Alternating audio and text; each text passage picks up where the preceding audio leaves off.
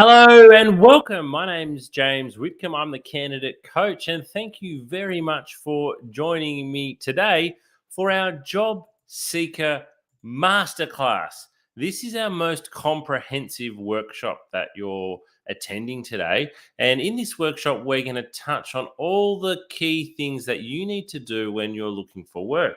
So, in some of our other workshops, we focus just on resumes or just on cover letters. We run workshops focused purely on interviews and purely on how to give great answers to interview questions. But in today's workshop, we're going to be touching on all of the topics. We're going to be going from the start to the finish of the interview process, and we're going to finish with how you can negotiate a better salary offer. So thank you very much for joining me. It's great to have you with me today. I hope you learned something from today's session. Now, if you've been looking for work for some time, it can be quite easy to, feel quite disheartened throughout the whole process. But throughout my career, and I'm a director at a recruitment agency, I've seen candidates just change one or two things in a small way. And that has made all of the difference. So throughout today's session, don't think that you need to go away and change every single part of what you're doing when you're looking for work. Maybe aim to go away with two or three key takeaways. What are the two or three things that you can take away from today's workshop to go and help you improve your chances of landing a job? Because whether you've been looking for a job for 5 minutes, 5 days, or 5 months, it's always competitive. It is always really competitive. You might have heard recently in the media, reports around the fact that unemployment is low. And that is correct. Unemployment is low. However, regardless of whether unemployment is low or unemployment is high, it is still really competitive when you are looking for work. It is still a really competitive process. And so if you can learn a couple of tips, then that's going to help you on your job seeking journey. All righty, let's get stuck into it. Just before we kick off with a little bit of workshop housekeeping, because I am broadcasting to you live today, if I do drop off the line for any reason, it doesn't happen very often, but maybe once or twice a year when I'm running a workshop, the Wi-Fi drops out or we have a power outage. If something like that happens today, please hang on the line and just wait for me to rejoin. Take lots of notes. As we're going along today and you hear something, perhaps for the first time, I'd really encourage you to make a note of it. And the way you hear something for the first time and the way you receive that message is really powerful. When you hear it for a second or a third time, you can often hear it in a slightly different way. So take notes today and take a note of how something made you feel or your response to it the first time. You can also watch a replay of today's workshop. It will be uploaded to our YouTube channel and you can watch it pretty much instantly from the conclusion of today's seminar. Now, as your presenter today, I do have my presentation screen over here on the right. So if I do look like I'm looking over there a little bit today and reading some of the content or glancing over there, that's because that's where my presentation screen is. Alrighty, so today, what are we going to learn? What am I hoping that you're going to get out of today's session? Well, today we're going to learn the following things. What you need to know before you begin your job search. We're going to look at the importance of mindset and attitude during the recruitment process and how this can have a profound impact. How an effective elevator pitch can make a big difference. We're also going to look at how to get started on creating a great resume. We'll follow that up with cover letters, why they still matter, and how you can nail it. How can you go and nail your cover letter? How to effectively call a recruiter about a job. Interview preparation. We'll spend a fair bit of time today on interview preparation, video interview preparation, and how you can give great answers to interview questions. We'll talk about effective communication throughout the recruitment process, and we'll conclude with salary negotiations. Alrighty, a little bit about me, your presenter, James Whitcomb, before we kick things off. Who am I? What's my background? And I guess why am I presenting to you today? Well, to begin with, I'm a director at Smart Recruitment. We're an award-winning recruitment agency and we have offices in Melbourne, Sydney, Brisbane, and Adelaide. I've been in recruitment since 2005.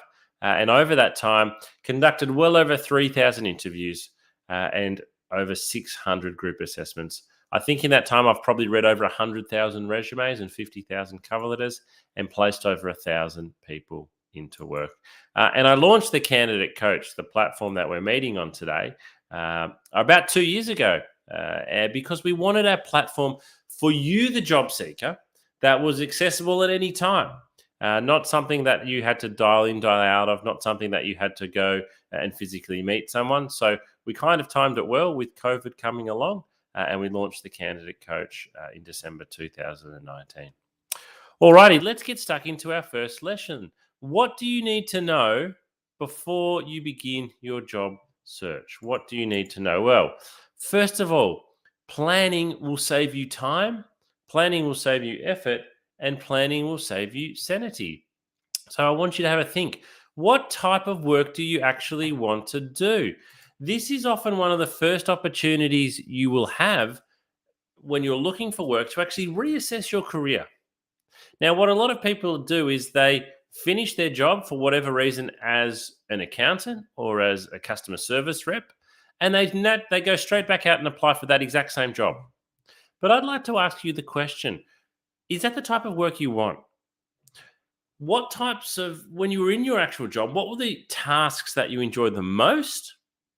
And what were the tasks that you enjoyed the least? I'd really encourage you to try to find a job that has those tasks you enjoyed the most. Maybe it's specializing within that field. Maybe it's doing something a little bit different. But this is actually an opportunity for you to do a little bit of an assessment on what you want to do.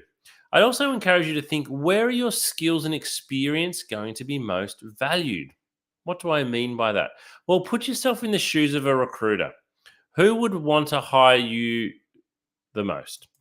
Who would want to hire you the quickest? A lot of the time, it is thinking about, okay, these are the skills I've got. Which company or which job is looking for these skills? Particularly if you want to find work quite quickly, think about who would be looking for you rather than what you are looking for. So we've got the chance to reassess, but if we're looking for work quite quickly, let's think about who would be looking for somebody like us. And a lot of the time, it's the competitors of your last employer, or it's within that same industry. So what I really want to tell you to do is to stop applying for roles that you're not interested in. Stop applying for roles you're not skilled for or qualified in. It is so easy on the job boards to go out and apply for 100 jobs in a day. It really, really is. Click apply, click apply, click apply. But all that is doing is probably decreasing your chances, to be honest, of getting a job, because you are wasting your time applying for jobs that you're not qualified, skilled, or interested in. All right. Number 2, researching your job market thoroughly will allow you to be a smart and targeted job seeker. What do I mean by researching your market thoroughly? Well, let me ask you a question. How many jobs are advertised at the moment in your industry? If you're looking for a customer service role, there will be thousands. If you're looking for a mechanical engineering job, there might only be one at a time. So before you rush out and start applying, and even if you're not, sit back and take a look. Because if you've only got one job being advertised that you're interested in, you better put in a really good application. Whereas if there are more opportunities available, perhaps you can be a little bit more picky with those that you are applying to. But what's really important here is that you get an understanding on the lay of the land for the jobs you want. Which recruiters advertise your jobs? So if you see one particular recruiter who has 5 different jobs you're interested in, I'd really encourage you to pick up the phone and speak with them rather than just sending off 5 different applications. And my rule is 2 jobs per day. I think you should only be applying for 2, maybe 3, but 2 jobs per day. The reason for that is, as you'll find out today, I want you to put in effort to every application. I want you to customize your resume and cover letter. I want you to research into the company and the position before you apply. So I want you to have a short list of jobs, but you can only apply for 2 every day. Now you might be thinking, oh, well, that's a bit of a waste. I'm really wanting to find work. Well, applying for 2 jobs a day is still 14 jobs a week. It's still 60 jobs a month. And when we get to that point, when we start applying for jobs for several weeks, you can lose track of what you've been applying for. And recruiters want to know that you're aware of what you've been applying for. So 2 jobs per day. Stop rushing out to apply for as many jobs as possible, and let's start approaching it more thoughtfully. Let's be more thoughtful, more discerning in our approach. Uh, and I'm not saying that, one of the things that could be hard is you might go, hey, there's so many jobs I'm interested in. I could easily apply for heaps. Well, I want you to then be a lot more thoughtful about it and say, hey, okay, yes, there's 100 jobs here you'd be happy to do, but which are the top 10 that you'd most want? And then of those top 10, which are the 2 that are the absolute standouts? And thirdly, the way you handle rejection may help you actually land a job. It sounds really silly, but you are going to get rejected a lot, and then you're going to get rejected some more. And some of you attending the workshop today might have been rejected for 6 to 12 months. You might have made hundreds of applications. It is really hard to maintain a positive outlook when that's the case, but if you can do so, it will allow you to move from one application to the next quite easily. Alrighty, how are you feeling today? Let me ask you a question. If you had to pick from this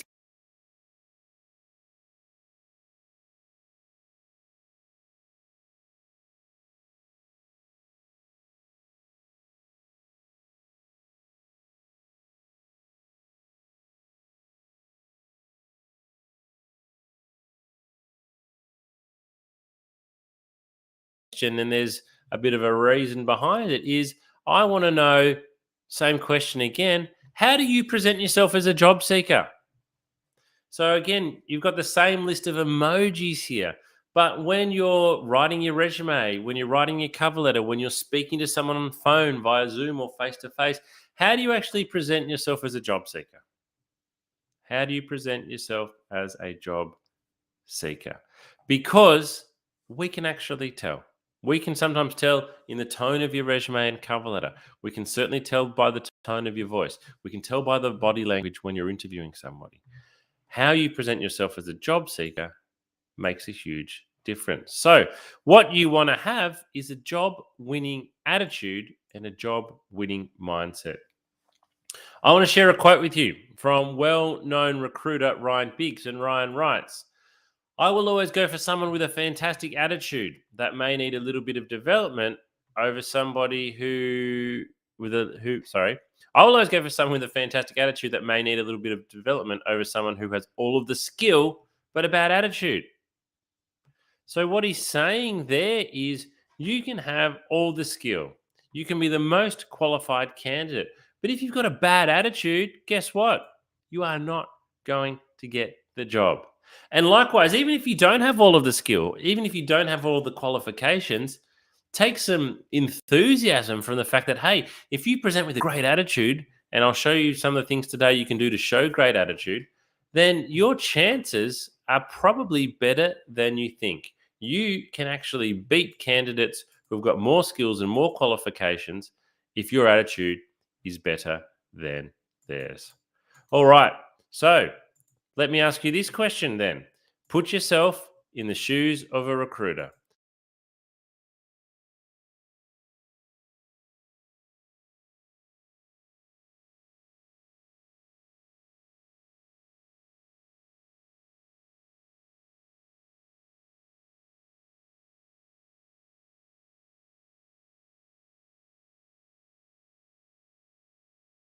How do we actually show it? Well, first of all, you can choose to be positive. You can actually choose. It's your choice. Before you pick up the telephone, before you walk into a room, you can choose what attitude you are bringing to that room. So before you apply, think, I'm going to be positive. I'm going to put in my best application here today. I'm going to do a really good job.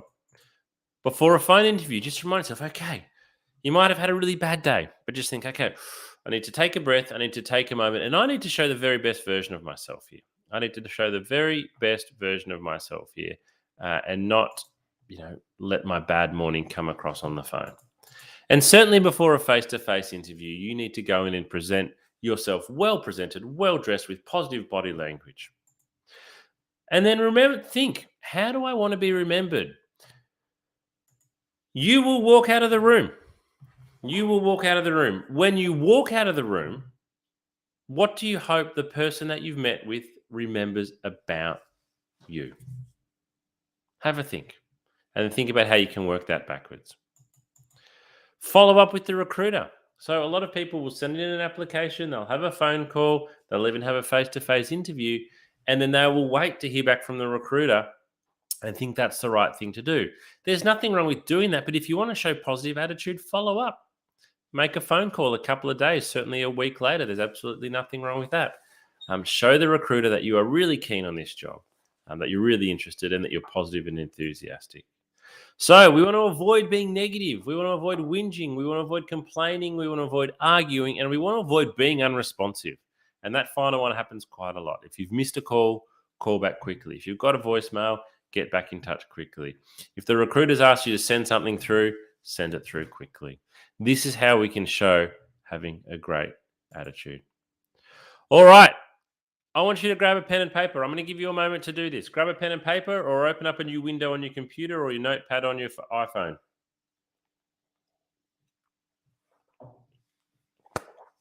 I want you to write down the following. Now, I don't want you to actually answer them because that will take too long, but I want you to write down the following. 1, name. So write down 1 name. Write down 2, overview of your work history. Write down 3, your top 3 skills. And write down 4, what is the type of work that you are looking for.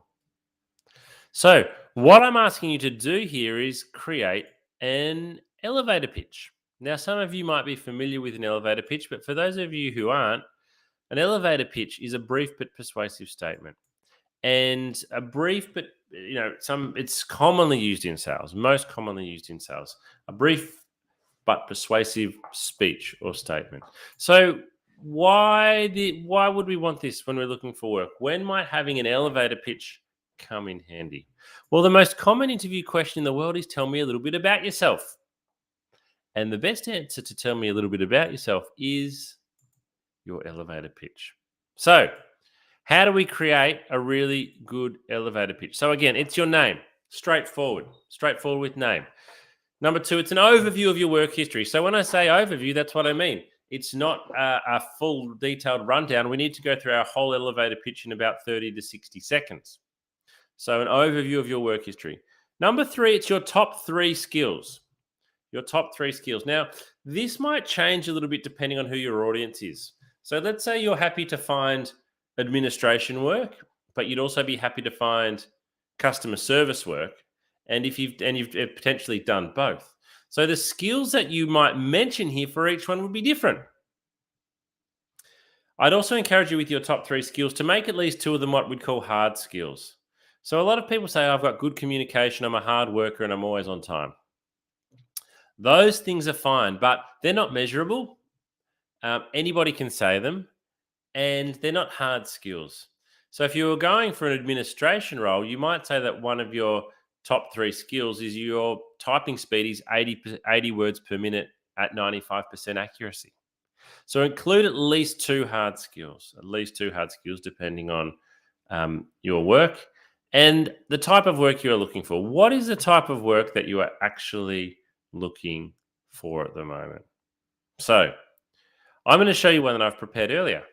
I don't want you to be intimidated by this in any way, though, because as I said, I've been in recruitment since 2005, and I coach people on how to write a really great elevator pitch. So my elevator pitch should be really good. All right, here it is. If I was looking for work at the moment, this would be.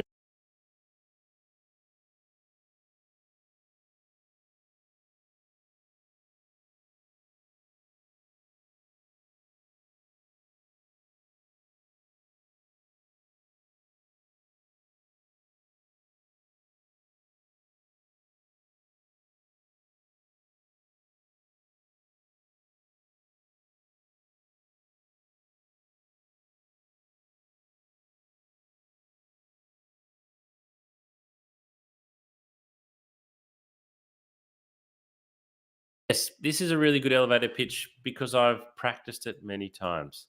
So what I want you to do is to go away and create your elevator pitch. Go away and create it. Write down your answer to those 4 things and then rewrite it several times until you get it to the point where it's as good as it can be. Till it's as good as it can be, till you're really happy with it. I didn't just create my elevator pitch on the first attempt. I rewrote it several times. Once you've got it to the point that you're really happy with it, I want you to have several copies. I want you to have a copy saved on your phone. I want you to have a copy stuck on the fridge or on the kitchen bench, maybe a copy printed out in your handbag. The reason being, if someone calls you about a job and says, look, just tell me a bit about yourself to start off with, you're going to think, oh, that's my elevator pitch. And then you're going to think, what is it again? And if it's on the kitchen bench in front of you and you've just got to look down, it can get you started and off you go.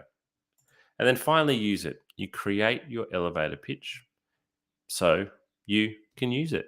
It is a great way. It is an absolutely fantastic way, because when we say to candidates, tell me a bit about yourself, a lot of candidates go, would you like to know about my work, or would you like to know about me outside of work, or a bit about myself? I've been working in finance for 7 years. And it is a really friendly question in some ways, and it's a bit of an icebreaker, but don't drop your guard. This is your first opportunity to create a great impression. And if you come with a great first impression and give a really good elevator pitch type answer, the recruiter's impressed very, very quickly. And you're up to this level. Whereas if you have a bad first answer, you're down here. And whether you start down here or whether you start up here, it's much more likely that's where you're going to stay wherever you begin. So begin up here, and it's easier to stay up here. Begin down here in your interview or your first impression, and it's really hard for you to get back up there. Alrighty, I've got a question for you. How long do you think a recruiter spends reading your resume? How long? You have spent hours, days, weeks, months, years. Some people's resumes have evolved over time. It might have started 10 years ago, 15 years ago, and then you add each job to your resume. So it's kind of become this document that you work on all the time. You've spent a lot of time on it. How long do you actually think recruiters spend reading your resume? Well, I'm going to give you the answer right now. 7 seconds. Eye tracking study shows that recruiters look at resume for 7 seconds. I've got to tell you, that's not a great stat, is it? That stat is certainly not great for job seekers, and it's a stat I'm probably a little bit embarrassed about as a recruiter. I don't think that's something that we can be proud of. It is important for me to point out that 7 seconds doesn't mean that they stop reading at 7 seconds, but it's at the 7 second mark where the recruiter decides whether or not to keep reading your resume. At 7 seconds, they decide whether or not to keep reading your resume or whether they're going to move on. So we've got a very short period of time here where we really want to impress the recruiter. So we can complain all as much as we like about this stat, but it's not going to change it. So we need to know how to make our resume stand out in 7 seconds. So let's look at this article in a little bit more detail and see what we can learn. So I'm going to read the second 2 dot points here. Resumes that succeeded in capturing the recruiter's attention featured simple layouts with clear section and heading titles.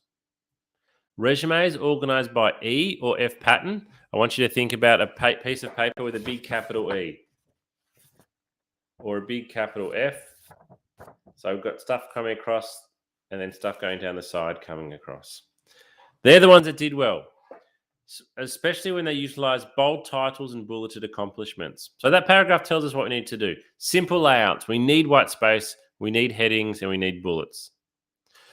Resumes did not fare well when they're hindered by cluttered layouts. A lack of white space on the page, multiple columns and long sentences. A lack of section or job headers also turned off recruiters, as did text that didn't flow or draw the eye down the page. So your resume, you want to be rich with information, but we need to leave white space. We also need to have headers. We don't want it to be too cluttered, and we want to use dot points and not just big slabs of text. So it's not a great stat, but we can all learn something from it. Okay, I'm going to give you a little bit of an insight into effective resume writing. Today, we're not going to go through a whole resume from start to finish. That's a separate workshop that we run. Keep your eye out for that one. But I'm going to show you how you can get started on it. So first of all, what is your resume? Well, your resume is a factual account of your employment and study history. So when we say factual because it has dates, it has times, it has locations, it has job titles, it has other people's names, it has educational qualifications and educational institutions. So it's basically a whole bunch of facts. But it also needs to highlight your skills and abilities, and it needs to sell you. It needs to sell you. This is my biggest coaching point on resumes, and probably my biggest coaching point overall, is that your resume is a sales document. It needs to promote you. I want you to imagine a billboard. That billboard is trying to sell something. They point out the best features. Your resume is the same. Your resume needs to sell you. It needs to promote you. It needs to say to an employer, look at me, buy me. It needs to have the very best aspects of you on it. Now, recently, my brother sold his property, and they spent a lot of time, getting ready for the sale of the property, and they had a professional photographer came in. And when I looked at the photos of his property, I thought, wow, look at that photo. The photographer has done an amazing job here in capturing the property at its absolute best, showing that, using the camera in the perfect position to capture it at its best. So the photographer didn't do anything false there. There was no lies, there was no trickery, but he took photos from the best positions to really highlight and sell the property. That's what your resume needs to do. Your resume needs to highlight your best skills and your best experience, your best achievement, and your best education. It needs to promote how good you are. It needs to show the very best parts of you, not the worst, the very best parts of you in a way that is easy, as we've seen. It needs to be easy for somebody to see. So my question is, I want you to have a think about it. Does your resume sell you? Do you think your resume is selling you at the moment? Or is your resume a very boring, dry academic document in chronological order that is just a history of what you've done? So, what I want to show you now, again, we can't go through a whole resume today because that would take us nearly the whole workshop, but I want to show you how you can sell your experience, because I think selling your experience, and in particular your achievements, which is what we're going to look at now, is the very best way. This is the very best way for you to sell yourself. So I met with this candidate. So I'm going to share a story with you now of a candidate I met a number of years ago when I was recruiting for a sales role. Now, this candidate got through to interview because she'd been working in sales for a number of years.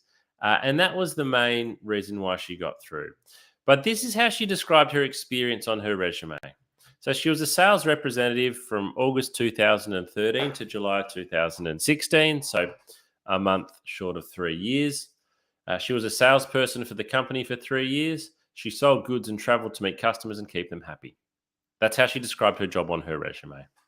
Now, as a sales recruiter, if you've done 3 years as a sales rep, I'll give you a call, because I know that, that's a good tenure. A lot of people don't last very long in sales. But when I sat down and I met with this candidate and she told me what she'd really done, I was completely blown away. Even though she was a salesperson, she had massively undersold herself on her resume. So I worked with her, and this is what we changed her resume to.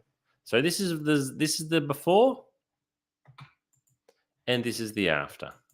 So same person, same job.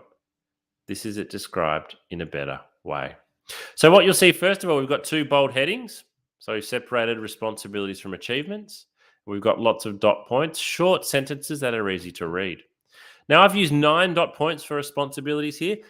In 2022, that's probably going to be too many. I would probably go more with 6 or 7. But we've separated responsibilities from achievements. Now, I won't read through all those responsibilities. You can cast your eye down there now. But what I really like about this is, by reading the way we've put these responsibilities, it's easy to get an understanding of exactly what she did. Things like this third last dot point here: attend at least 3 new business appointments per day. Salespeople often attend business appointments, but what I really like here is we've used the number 3 per day. 15 per week. That means 60 per month. I've got a really good understanding there of how many appointments she went to. Whereas if she just attends new business appointments, I don't know whether you're doing one an hour, one a day, one a week, one a month, one a quarter. But it's the achievements part here where we really sell ourselves, where we really sell our experience is under the achievements. So this person had been salesperson of the year in 2014, exceeding their sales budget by 21%. Now, you're not going to believe this, but for being salesperson of the year in 2014, this candidate was given a brand new car. She was given a brand new car for being salesperson of the year. She's the only person that I've interviewed has told me that they have won a car for being a salesperson. That is how good she was at selling. Now, on her previous version of her resume, though, she didn't have this listed. And she's got her other achievements listed there. But the point is, if you don't have it on your resume, the recruiter will never know. You've got to sell yourself. You have got to sell yourself. Now, you might be sitting there thinking, James, look, it's all well and good for sales. Sales, for example, we've got targets, we've got achievements. I've only worked in customer service, so maybe I've only worked in a library. So if you're struggling to think of achievements, let me ask you a question. What were you doing when you ended the job? What tasks, what responsibilities, what duties did you have when you ended the job that you didn't have when you started? Because if you've been asked to do extra duties and responsibilities, you could list them as an achievement. Maybe you've been asked to help train and onboard people. List that as an achievement. Maybe you've been given the keys to lock up the library at the end of the day. You're able to put the security alarm on and do those types of things. If you weren't doing those at the start and you're doing those now, there's an achievement. Maybe all you can think of is, hey, I often get asked to cover people's shifts. Put that down. Put down at least 2 or 3 things. In some ways, it's about showing pride and showing understanding of doing a good job. The other thing I would like to share with you in terms of resumes is how that it's okay to make your resume visually appealing. So we're going to go to a website now called Canva, canva.com. I use a paid version, but what I'm going to show you now is free. And if you go into Canva and type in resume or resume template, what you'll see load up on the screen now is a whole, I'll get rid of my camera.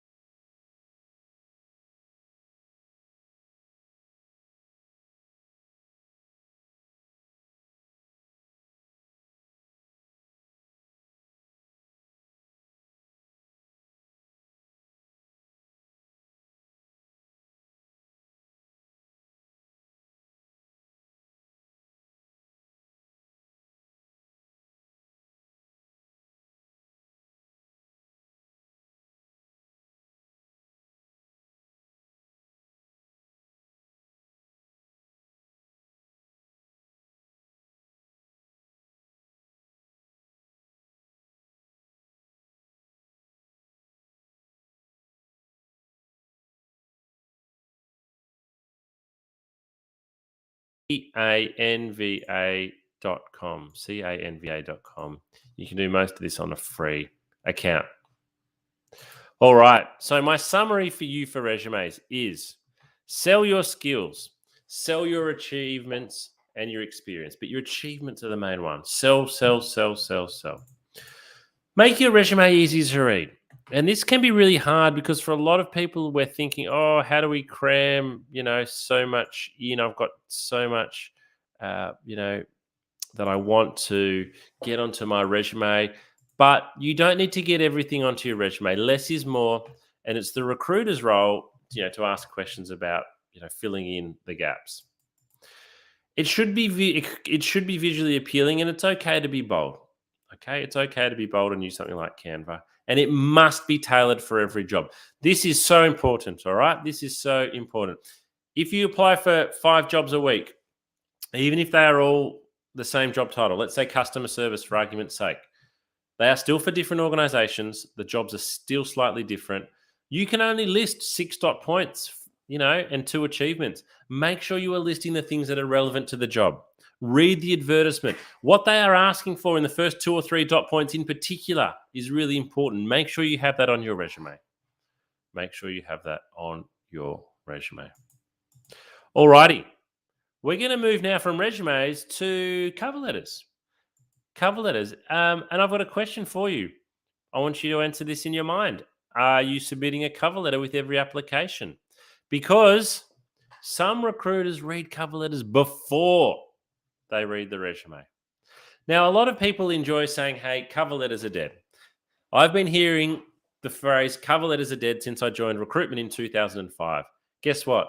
Cover letters are not dead. They never died. They're still here. At Smart Recruitment, like most places, you can still submit one with every single application. People hate writing cover letters. Not all recruiters read them. I'll be honest there, not everybody reads them.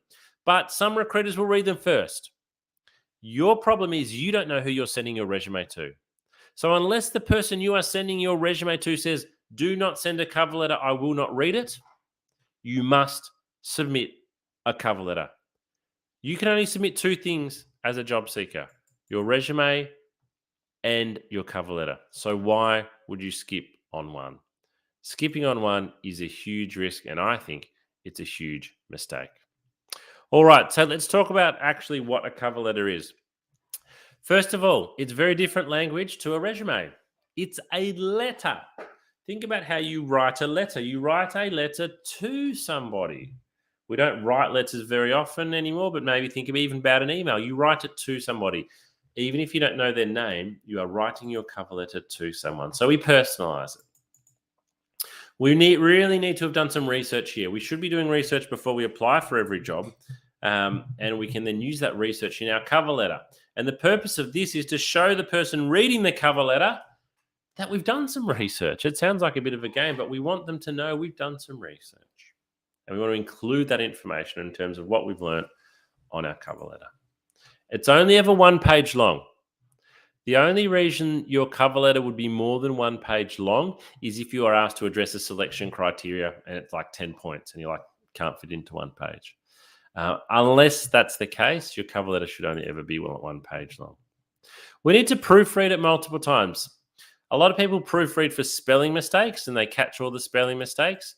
But what is really hard to catch in your own work in particular is grammatical errors. A lot of people don't catch their own grammatical errors. So proofread multiple times and catch those grammatical errors. So stop submitting the same cover letter for every single vacancy. We need to tailor it. All right. I'm going to show you what a good cover letter looks like. This is a great template that you can go away and copy and paste. So it has 4 simple paragraphs. That's it. 4 simple paragraphs. And paragraph 1 and paragraph 4 take 1 minute each. So paragraph 1, we just want to address the role in the company that we're applying to. 2 sentences should be enough.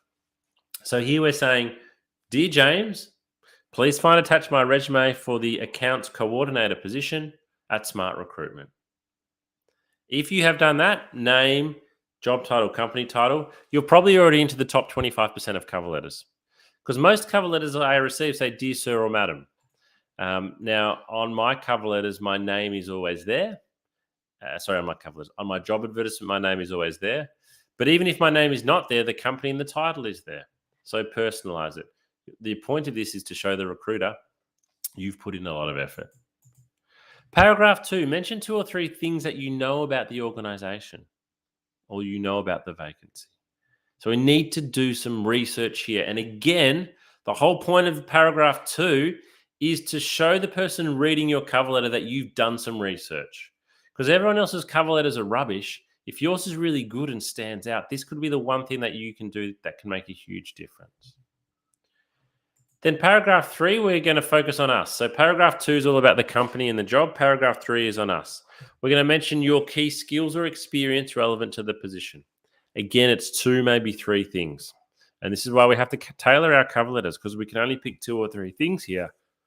We need to pick 2 or 3 things that are really relevant to the job that we're applying to and the company. Paragraph 4 is a brief sign off. Thanks very much for reading my cover letter. I hope to hear back from you soon. So I'll give you a moment to take a screenshot of that. What I've done with this formula, and it's taken me many years to develop, is I wanted to develop a formula that allows people to easily replicate a cover letter. So I think paragraph 1 and 4, it's really straightforward. Paragraph 2 and 3, you can probably do them both in 10 minutes. I think you can do them both in 10 minutes, but you can spend a lot longer and be more impressive. But I wanted to create a formula or a template that is easily replicatable so that you can customize every cover letter without too much hard work. All right, so here's an example using my formula. This is a made-up job and company. Dear Rupert, I'm writing to you as an enthusiastic applicant for the marketing coordinator role at Duke Industries.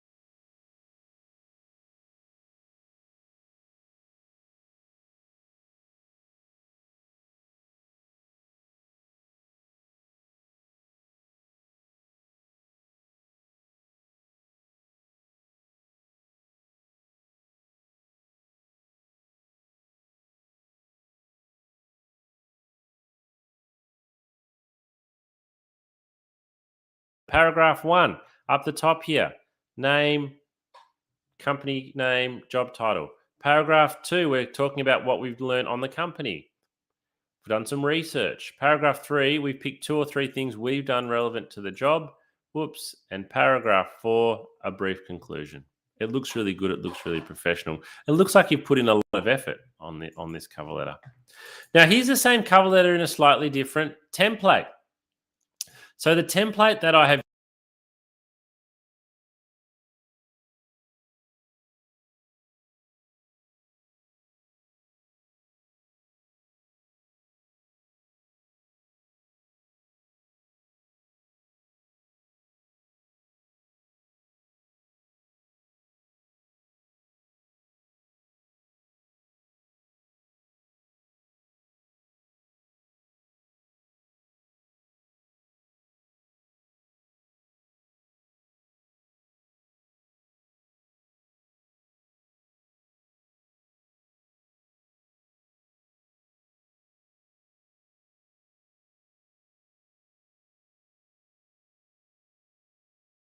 own personal brand. Alrighty, we've come so far. Let's go a little bit of a recap on today. We've talked about researching and finding the right role. We've gone on how we can create a great elevator pitch. We've done that. Maybe we've had a phone call even. We've been able to put our elevator pitch into practice. We've tailored our cover letter. So you found those 2 jobs that you're going to apply for. You've done some research. You've tailored your cover letter to the job. You've created your awesome cover letter as well, and you've tailored that. So you've done a lot of work so far. You've clicked apply and you've sent your resume off. Now what?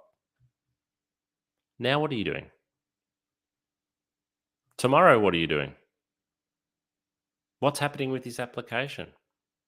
What do you need to do? It's been 1 day now. It's been 2 days. It's been 3. It's been 5. You haven't heard. What should you do? Well, I think you should pick up the phone and make a call. Pick up the phone and make a call within 24 hours of applying.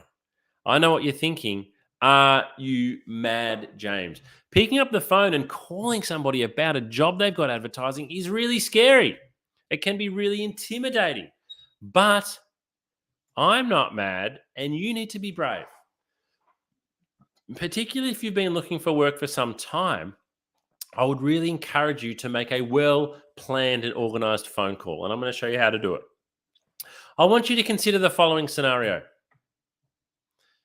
When I'm in my recruitment office in Melbourne and I sit down and I've got 10 or 12 recruiters around me, they're busy on the phone, they're doing phone interviews, they're reading resumes, they're walking in and out of face to face interviews or Zoom interviews. They've got lots of resumes to read. If the phone rings and they pick it up and say hello, and it's you on the phone, even though they've got 100 resumes to read, guess what? We're speaking with you now. And if you sound organized and if you've got some really good questions, I might bring up your resume while we're speaking. So I'm not looking at those 100 resumes anymore. I'm looking at your resume. And what you're actually doing here is, if you think everyone's getting 7 seconds of resume exposure, but if you can speak to the person on the phone, you might get 3 minutes, 5 minutes, 20 minutes. You are significantly increasing your exposure. Now, exposure doesn't mean you're going to get a job interview or get a job. What it's going to mean, though, is you get a lot more consideration. And it also means that assumptions or incorrect assumptions might not be made. So I'm not mad, and I'd really encourage you to be brave. But what we cannot do is make a bad phone call, because our exposure then will have a bad outcome. So this is what we need to do.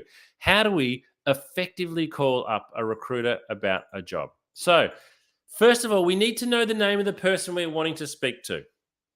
And we need to expect them to answer the phone. This sounds really silly, but a lot of people say, I never can get a recruiter on the phone. And when they do answer, the candidate's like, sound organized. Think about your first impression.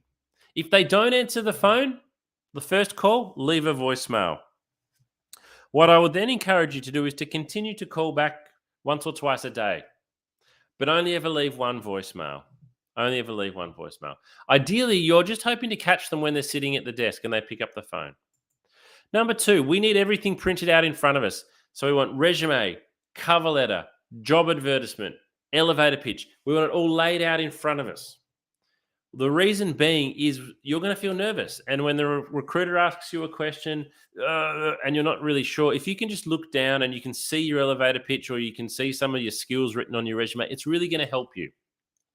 You want to be familiar with the position, familiar with the advertisement. You need to have done your research. So we've talked about this with your resume and your cover letter. You need to have done your research, okay? And you want to have those notes in front of you as well. You want to be clear to the recruiter with which role you're referring to. Some recruiters might be sitting over 50 different vacancies, from recruiting a CEO to a marketing manager to a sales operations person to a data analyst to a chemical engineer to a mechanical engineer, a Java programmer, a nurse. Could be recruiting all these jobs. So you need to let the recruiter know early on, I'm calling up to discuss the occupational safety vacancy. Let them know early on. Now, this is the most important point. Have 2 or 3 questions prepared and written down in front of you and practice them before you call. Actually, I'm going to change that. I'd say have 5 questions written down, just in case 2 or 3 of them get answered and you don't get to ask them. The purpose of these questions, though, is to do 2 things. 1, to help you show off, sell yourself, but 2, to show you've done a lot of research. So go onto the company website, go onto their careers page, go onto their social media, look through the annual report, write down 5 questions. And so when you're on the phone and you call up and the recruiter says, hello, it's James speaking, you can say, hi, James, I've just applied for the occupational safety role. I've got a couple of questions. Do you mind me asking? And the recruiter will probably say, sure, what are your questions? Now, if you ask a couple of great questions here, I guarantee you the recruiter's going to go, oh, that's a really good question. They're thinking, this candidate's done their research. I'd actually know the answer. This candidate's really done some research into the job and the position. They then start thinking of you very, very differently. They start thinking of you very highly, very quickly, just because you've asked a couple of well prepared questions. Keep the call brief, but be prepared that it could go for longer. It might go into a full phone interview, or that you might catch the recruiter when they've literally got another appointment in 2 minutes' time. And finally, if you're not feeling confident, then practice. Like with interviewing, practice makes perfect. Practice makes perfect. I think as the candidate coach, this is the biggest difference that you can make if you're struggling to get to interview stage, is to call up effectively in a prepared way and ask a couple of great questions. Give it a go. You'll need some patience. You'll need some persistence. It might take a lot of calls to get through, but I guarantee you, if you do, and if you ask a couple of good questions, you will increase your chances of getting to interview. So what's with all the research? I'm asking you to do a lot of research at the moment. I want to share a quote with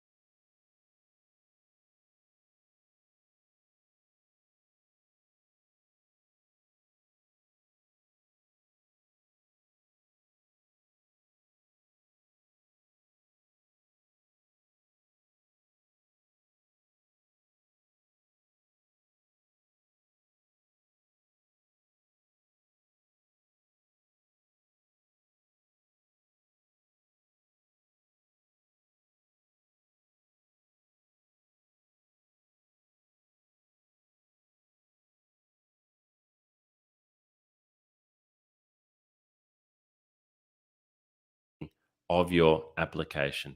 So you are competing against candidates who will do a lot of research. You need to do research just like they do. So when do we research? Well, even before applying, we need to go to organizational websites, careers pages, Google the organizations. But for bonus points, see if you can find something in the news. See if you can find something that's topical, particularly if it's a really large organization. You might be able to find something that's really topical on them at the moment. I am always impressed when a candidate can tell me something or ask me something about it, the company I'm recruiting for, that I don't know. And then let's research the position. So we really need to read and understand the job advertisement. And if we've been asked for an interview, ask for the position description and read and understand that. Try to understand where the position fits into the structure of the organization and how it adds value. This will really help you stand out. All right. Let's talk about interviews now.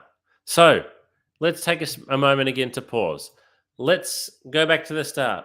We've done the research to find the jobs. We've applied for 2 jobs per day. We're tailoring our resume and our cover letter before each application. We've followed up with a phone call, and guess what? That phone call has turned into being invited in for an interview. So again, it's building blocks here. It's going through the process, but it can feel like a lot of work, and we're only at the interview stage. So we need to keep going. So how are we going to present ourselves at interview? Here's my emoji board again. You probably know the answer by now, but we need to present the very best version of ourselves when we're going to interview. So we don't want to turn up for interview and show ourselves at 50%. We don't want to turn up for interview and go, even if we're feeling rubbish, we've had a bad morning, we've had a fight with our partner, we're upset about something, we've got to leave that all behind just while we're in the interview room. Because if you show yourself at 50%, you're not going to get the job. And the recruiter can only base their decision on you at 50%. But if you can show yourself as close to 100% as possible, then you are giving yourself the best chance of getting the job. So how do we actually present the very best version of ourselves? Well, first of all, practice is absolutely key here. Practice, practice, practice, because that helps to give you confidence. We need to mentally prepare for what is going to happen. We need to tell ourselves that we're going to get nervous and that getting nervous is okay. And we need to give ourselves plenty of time. Give ourselves plenty of time. The one thing that ruins everybody's plans when it comes to performing well at interview is running late or running just on time, and it will stress you out big time. Dealing with nerves and anxiety at interview. This is a really big one. So I'm actually going to share a little video with you here from a workplace psychologist on how you can deal with nerves and anxiety at interview.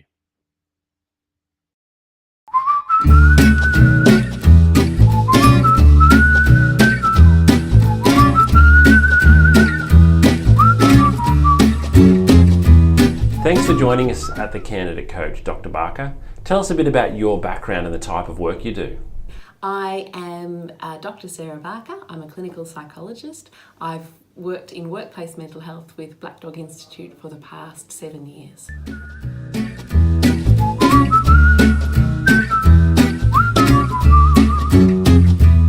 Dr. Barker, why is it common to feel nerves when going for a job interview? We commonly feel nervous, and I would say most people feel nervous when going for a job interview because we feel a lot depends on it and that we're going to be evaluated as well. So nerves are a very, very common response. It's really important to remember that the person who's doing the recruiting also feels nervous as well, because they want to get the right person, and they're also aware that they're expecting people to come in feeling nervous as well. They know that that's a common human experience.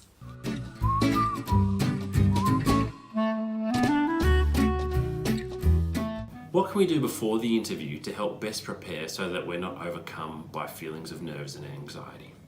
To best prepare ourselves to avoid some of those feelings of anxiety and nerves before an interview, firstly is to accept, I think, that they're going to be there. And actually, a few nerves are actually helpful. They help us give our best performance, give our best answers, think the best on the spot. So accepting that there's going to be a level of nerves is okay.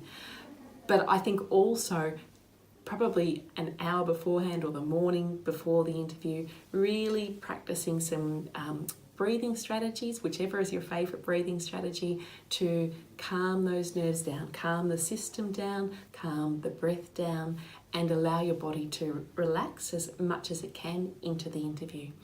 I also think preparing answers and having a practice in front of the mirror of some likely answers that are going to be, or likely responses to questions that are going to be asked, can be very, very reassuring, because often the questions we predict are there. And even on the internet, there are usually lots of questions for any job that are typical questions that you can then prepare a brief response reflecting on your experience beforehand. So it's not such a test in the moment then, because you've got some preparation behind you. The other thing I think too is reminding yourself, I've got this far and this is a good thing. And, you know, they're interested in getting to know me. I'm also interested in getting to know them, and concentrate on the relationship too and enjoy the relationship as much as you can. They're usually going to try and put you at ease so that they can see how you respond as well.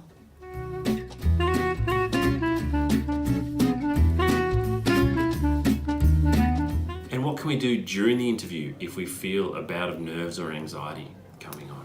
It's very common for us to suddenly feel overwhelmed in the moment in an interview. If that happens, take some deep breaths. It's okay to buy some time.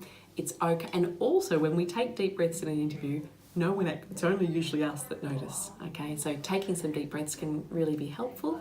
And even saying to the interviewer, could I just take a moment here just to pause and gather my thoughts, and then just breathe. Okay, and then when you're ready, come back and say, I'm ready to continue on.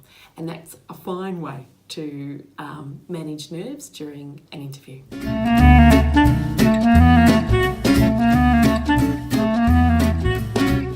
One tip that I think is a really useful one is to have a practice of your responses to the likely questions in front of the mirror. Something you might notice is that the questions you're feeling more confident about, you'll smile more, you'll be more relaxed, you'll, strut your stuff a little bit as you respond. You'll notice too, the questions you feel less confident about, you might stop smiling or your face might change. Those questions are the ones you need to practice a little bit more at, and remind yourself of your confidence with that, or prepare your answer so that you do feel more confident, because your face will actually tell you in the mirror, and that can be good preparation for the actual interview of knowing where to where to focus on in feeling more strong in your responses.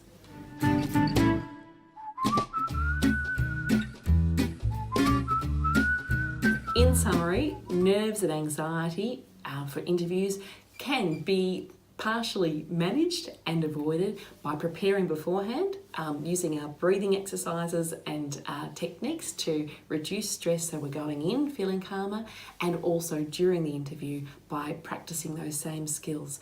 Often when we're nervous, we stop breathing or we breathe very shallowly. So if we start noticing ourselves doing that, really being conscious of our breath and paying attention to it and allowing that to carry us through.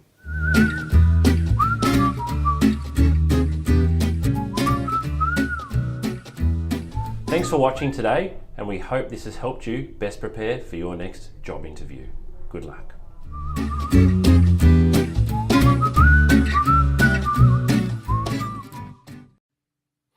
Alrighty, hopefully that video from Dr. Sarah Barker and those tips can be really practical if you really do struggle. All right, let's pretend we've got a job interview tomorrow now. Let's pretend we've got a job interview tomorrow. What do we need to do? Because the preparation certainly starts well more than a day before. But if we had a job interview tomorrow at 10 a.m., what do we need to do on the day of the interview? So there's several things we need to do. We need to make sure we know how we're going to get there. As I said before, the best plans, the best preparation will all be wasted if you arrive late or even if you're rushing to get there on time because you're going to feel stressed and anxious. We want to make sure that our clothes are ready the day before, not waking up in the morning and doing it that day, because what if you pull out the shirt or the pants that you're planning to wear and you discover they've got a coffee stain on them or they're ripped or the iron's not working? Get your clothes ready the day before. Likewise with the shoes and likewise with printing everything. Again, if you've been asked to bring something along that you need to print out, get it done the day before and do any assessments that you need to do as well. So if you've been asked to do a test, do it a day or two before and have a practice. Have a practice of your interview answers. So the aim here really is that when you go to bed the night before your interview, everything's ready. It's going to be hard for you to have a good night's sleep probably the night before the interview. But if you're lying there thinking, I've got to find my shirt, I've got to find my dress pants, I've got to polish my shoes. Actually, where's the shoe polish? You're not going to be able to settle. At least if you do it all the day before, you can hopefully give yourself the best chance of having a good night's sleep and you are prepared. All right, beep, beep, beep. The alarm's gone off. It's the morning of the interview. You probably haven't had a great sleep, but you're up now. What do we need to do that day? Well, really important is that we need to actually start off by having breakfast. You need a full stomach to give you energy, to get your blood sugar levels going. You also need to have a full stomach because sometimes when I interview people in the morning, if they skipped breakfast, I can smell it on their breath, which is really unpleasant. We need to shower, shave, we're brushing our teeth, we're fresh and clean. We want to avoid strong odors. If you are a smoker, try to avoid smoking. However, I would rather you have a cigarette than be really struggling with your nerves. Sorry, not your nerves, with your shaking. Give yourself plenty of time. Take an umbrella, take mints, those types of things, and get to the location 30 to 40 minutes early. But don't arrive at reception. Don't rock up to reception 40 minutes before your interview. Maybe wait downstairs or in your car and arrive at reception 5 to 10 minutes before. Now, take to the interview, we need to take with us a compendium. So there's a photo of a compendium on the screen there now. You can buy one of these from Officeworks or your local news agency for $20 or $30. And by taking this along, you look really professional. Looks professional having this under your arm. I always take a compendium to any business meeting I have. I also take a compendium to any interview. But as well as looking good, it has a practical application. So everything listed below there, you should have in your resume. We want copies of our resume, cover letter, and elevator pitch, just in case. We want some questions written down, a bit like when we're making the call. Let's take some questions we can ask, and yes, you can do this. We want a copy of the ad.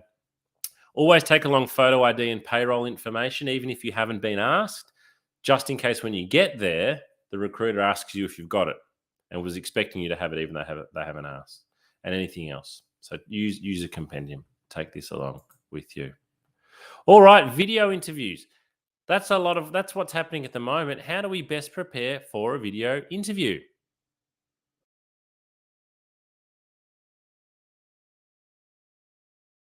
Hi job seekers, James here from the Candidate Coach. One of the most common questions we've been receiving lately is around how to best prepare for a video interview.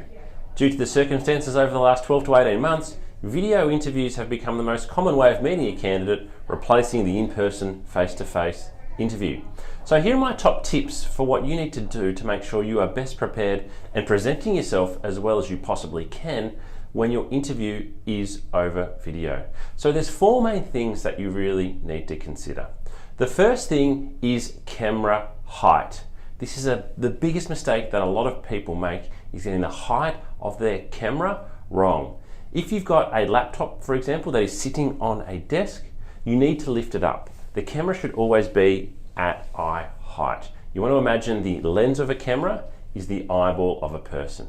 So if you are looking down at your laptop or your phone, it's going to look back up your nose. So keep the camera positioned at eye height. One of the great ways to do that is to buy a tripod, something like this. So if you don't have a tripod, it's well worth going out and spending the money. And here's another one that I've got here. This one in particular I find to be really, really good. These have both got lights which help, but this one here, you can adjust it to a full standing height if you like. And it's available for not much money from a retail store. The second thing that is really important is the lighting. So having the light shining on your face. You don't want to have light shining from behind you because that creates a lot of glare. So have the light shining on your face, sit with a window facing you so that you are looking nice and clear on camera. The third thing is audio. You need to be in a nice quiet space so your voice comes across clearly, so that you don't have to yell, so that the sound is not distorted. If you are using a laptop, make sure you check about the sound direction. Some microphones only record from directly in front, and if you tilt your head sideways, the audio quality can go down quite significantly. And the fourth thing is, remember to show some personality with video interviewing. A lot of people speak to a camera in a different way that they speak to a person. So again, look at the lens of the camera and imagine you're speaking to a person. Smile. Talk with your hands if that's what you do, but don't look around the room. If you're nervous, don't look down at your hands. Look at the camera and give an answer as if you were giving it to a person. This can be challenging, particularly if you are being asked to record answers and there's not actually a person that you are speaking to, but personality definitely comes through on video, so make sure you show yours. And with everything, practice. If you're not sure how you're going to present, or you think, I don't think this is going to work really well, set up your camera, hit record, and just speak to the camera. Talk, see how you look, and practice several times. This is going to be the new norm, or not the new norm, it is the norm for quite some time now, so it's really important that you understand how to best prepare for video interviewing. Good luck.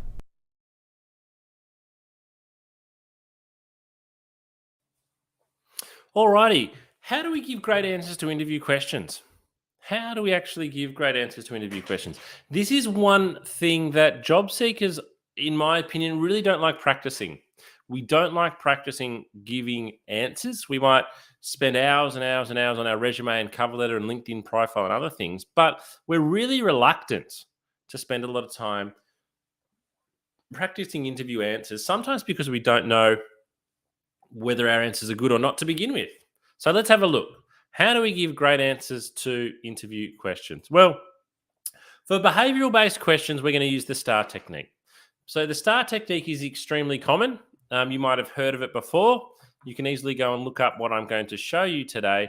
But because not everybody does, I want to share this with you. So the STAR technique, STAR stand for something. So it's a method of answering questions that's comprised of 4 steps. S is for situation. We're going to describe the situation and when it took place. T is the task. Explain the task and what was the goal. A is for action. Provide details about the action you took to attain this. And R is the result. We want to conclude here with the result of the action. So what actually occurred? Now, behavioral-based questions will often be, they will start with, can you give me an example of, or can you tell me about a time? What we're looking for here is we want to see, that's why it's called behavioral-based questions. We want to see what behaviors, what characters, what traits you've got, and how you handle the situation.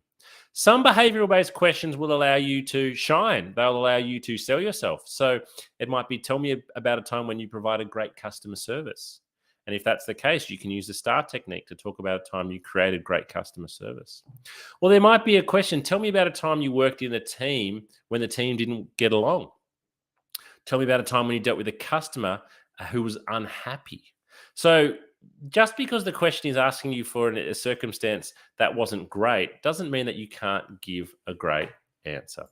So let's go into detail with the STAR technique then. So the S, we want to set the scene. Set the scene of the story by giving the context and the background of the situation. If you're asked about teamwork, your response should include the project details, who you were collaborating with, when you undertook the project, and your location at the time. So what a lot of people do here is they skip through too many of the details too quickly when giving an answer. Candidates generally feel that they need to answer questions quickly, whereas we would like you to set the scene with the situation. Task, we need to describe your exact role. Your exact role. What was it that you did in the situation?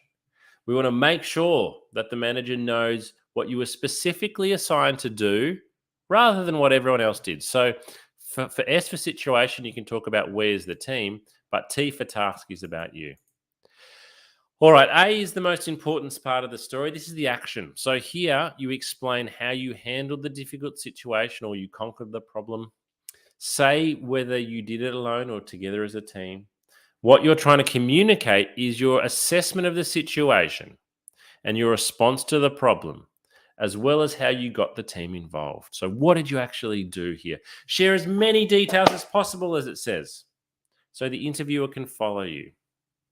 As you do so, avoid acronyms and avoid company-specific jargon. And then R is the result. So what happened? What was the conclusion? Close the story by stating the positive outcome of your actions and what lessons you learned. If possible, quantify the results and show the effects of your actions. Examples may include a 10% increase in sales, getting repeat business, or saving your team 5 hours of work in a week. So let's have a look at an example here. So this is an example for a nurse going for an interview for a nursing role. And the nurse is asked, describe a time when you handled a difficult situation at work. How did you react? So, situation. In my last as a night nurse, one of my colleagues quit after securing a job with a top private hospital. Though I was managing a ward full of patients, task, I was assigned to this one patient who didn't want to be admitted. He wanted to bolt out of the room. I made myself available. This is the action. I made myself available to the patient, discussed with him the reason he was being admitted, and assured him he would receive 24/7 attention and good care. The patient finally calmed down and agreed to spend the next 3 days under observation. And the result in purple was he was discharged on the 3rd day. And the wife personally thanked me for handling someone she knew to be extremely stubborn and difficult. So S is in red, task is in blue, action is in green, result is in purple. That's how we use the STAR technique. All right, let's say we're out of the interview now. So we don't actually finish with what we're doing in terms of our interview process. I'd really encourage you to email the recruiter, thank them for their time the following day. And if you've been asked to do anything, this is really important. If you have been asked to do anything, you might be asked to send through your reference details. You might be asked to go and complete a test. You might be asked to send through an example of some work. Do it straight away. The clock is ticking. The quicker you do it, the more impressed the recruiter will be. Be responsive. Be responsive here. Alrighty. So we're getting towards the end of today's workshop, but what I want to talk about is how to actually negotiate a higher salary offer. Let's say there's a hypothetical situation. You are hoping for $60,000. $60,000. You've been offered $55,000. So you've got a decision to make here. You've got 3 choices really. Accept the 55, decline the 55, or try to negotiate the 55 up towards 60. So when we're negotiating salary offers, in many ways, what we're really saying is, show me the money. We are wanting more money. We need to be able to ask, though, in the right way. So first of all, before we even ask, we need to do our research and find out, is this a negotiable salary? If you are applying for a job, for example, at a government organization, it's not negotiable. If you are applying for a customer service role in a bank and there's 500 people already doing that job, the salary is not negotiable. So if you try to negotiate a salary that is fixed, you are going to look foolish. We also need to do our research to know what is the market rate for the position. So it is all well and good that we want $60,000, but what are the other jobs paying? Are they paying $60,000? Or is actually $55,000 actually what the market is paying? We need to do our research before we negotiate. We then need to build a case. So we need to show what we are talking about. So what we would do is, first of all, we would always be very grateful. We would say, thank you very much for the offer of $55,000. I enjoyed the interview and I would love to accept this offer. However, I'm really seeking $60,000 and this is why. And what we would answer to the this is why is, I've got more experience than you're looking for. I've got more qualifications. I was paid more than this in my last job. I'm bringing more than what you were asking. So we can't just say, thanks for 55, I want 60. We've got to build a case. We've got to show that we know what we are talking about and why we want that money. And we need to demonstrate why you are worth more than the offered salary. Why are we worth more than that? As I said, maybe on the ad, they said, we want someone with 2 years experience and you got 4. Maybe you've got a degree and that's not asked for. Maybe you're bringing other things to the job. And finally, we negotiate in a firm but friendly manner. You need to expect that if you come to negotiate a salary offer, it could be retracted. It could be retracted. In my recruitment history, I have had 2 types of people when it comes to companies, when it comes to negotiation. Some companies will say they want to negotiate. No way. We've given them a fair offer. If they don't want to work here, we'll remove that offer. That could happen. I've also got organizations that say they want to negotiate. That's fine. Happy to negotiate. It's all part of the process. The concern is you don't know who you're dealing with. And so you do need to be prepared that an offer can be retracted. And if, the impression sometimes that you can easily give when negotiating a salary offer is that you aren't grateful. Sorry, not that you aren't grateful. Well, you aren't grateful and you're just not sure on the job. Now, if you are still wanting more assistance with your job seeking, can I really encourage you to go to your candidate coaching platform and check out all of these resources that you'll see on your screen there now.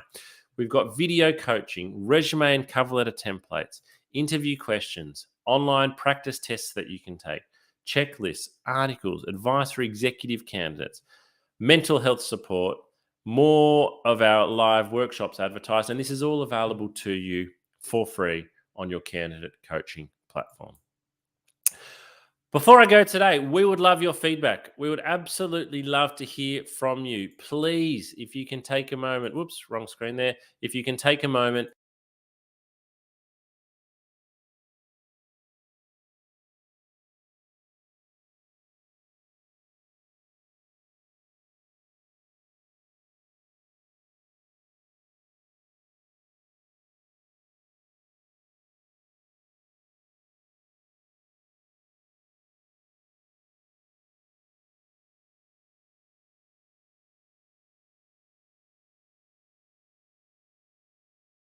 all one word, follow our LinkedIn page and you will keep up to date with all of our events and our new features.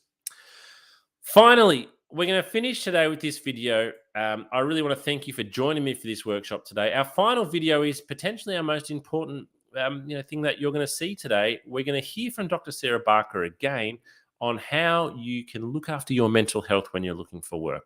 Because one thing that we've noticed from candidates of all backgrounds, all countries, all nationalities, all walks of life, all positions of seniority in the workplace is that when you come to look for work, it really can affect your mental health.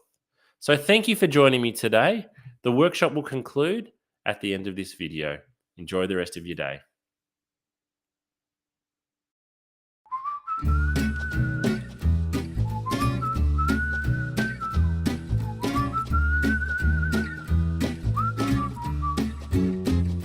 If you're not feeling feeling terrific at the moment and you feel like your mental well-being has taken a little bit of a dip, please remember this is not going to last forever. There's lots you can do to manage your mental health and get back on top of it.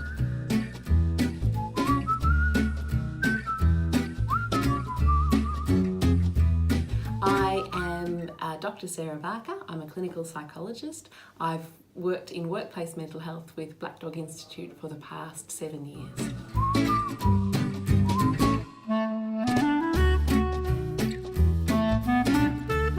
I work with a lot of adults and young people, mainly with anxiety, depression, trauma as well, a range of issues, and many who are looking for work and undergoing that process of trying to find employment.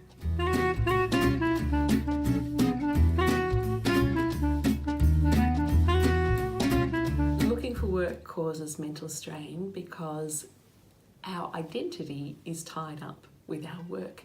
Work gives us meaning, it gives us purpose, it gives us company and connection.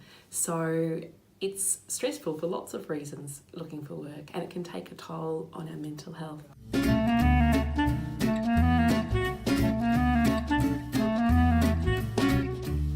It's really important for us to be aware of the signs that our well-being and our mental health might be dropping. Probably the biggest sign is changes in behaviour. So that might be changes in the way we're thinking or talking to ourselves. We might be saying things like, who would employ me? I'll never get a job. We might be really down on ourselves and really hard and critical on ourselves when normally we're not so hard and critical. We might also, in our relationships, change our behaviour. We might be more snappy or more irritable with people that we love, that normally we might be a little bit irritable sometimes, but not irritable in that way. Losing interest in things that usually sparked us and ignited us and gave us joy. So perhaps usually we like walking the dog and suddenly we start thinking, I can't be bothered walking the dog today. That sort of thing, those changes in behaviour are really significant because they tell us that something's different, and if we're noticing, I suppose, more than one of those and it's affecting the way we feel, and this is over a period of say 2 weeks or longer, then it's a really good idea to have a chat to a GP that you trust, and find out what might be going on, have a discussion and see if there's any physical reasons for that, or if perhaps your mental health and wellbeing might be able to do with a little bit of extra support, and then the GP can refer you on to see a psychologist, a counsellor, whoever is most appropriate for you.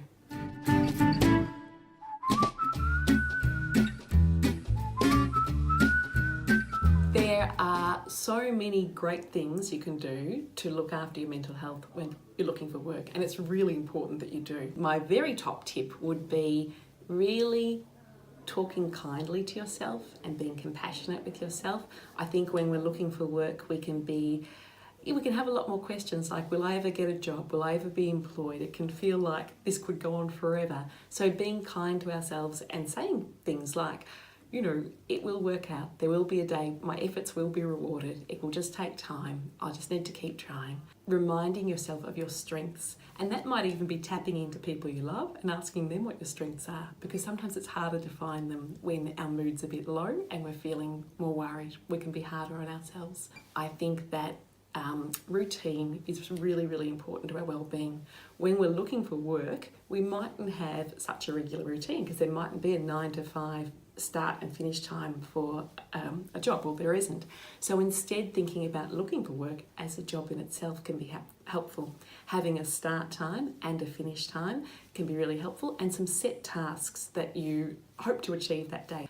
Purpose is really important too. So purpose might come through routine, but it can also come through other things. Meaning's really important, and our work gives us meaning. So when we're looking for work, meaning mightn't feel like it's there as much. Part of what we can do is infuse those tasks with meaning. So I am doing these things today, I'm looking for work, and that is meaningful in itself because there's an end goal to this. It will be something that's good for me and good for the people that I love as well.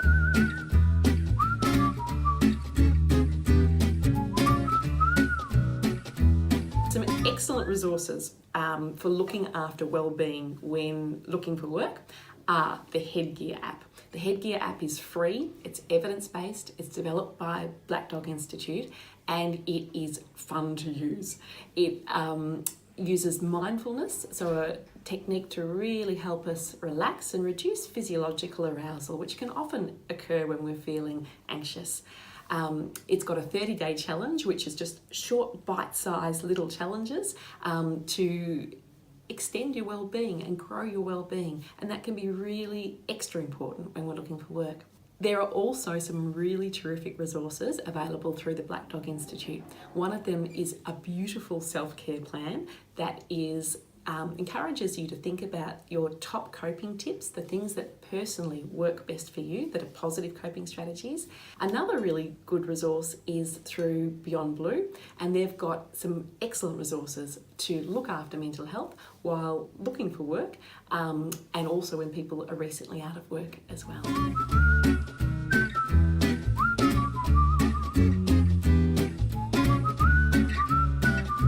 Probably time to seek professional assistance when you notice your mood is lower and you're feeling more down than usual, when you're worrying more and perhaps worrying excessively about things that you wouldn't normally worry about, and perhaps in your relationships too, when you're more tense with people and perhaps more snappy or irritable.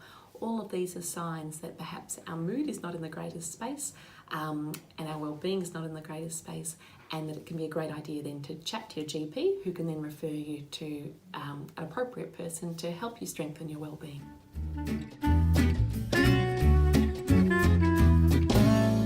It's very common for people to have a dip, but please know that that's not going to last forever, and that there's lots you can do through looking after yourself, but also through getting access to professional support that can really give you a boost again and get you back feeling good as you're looking for work.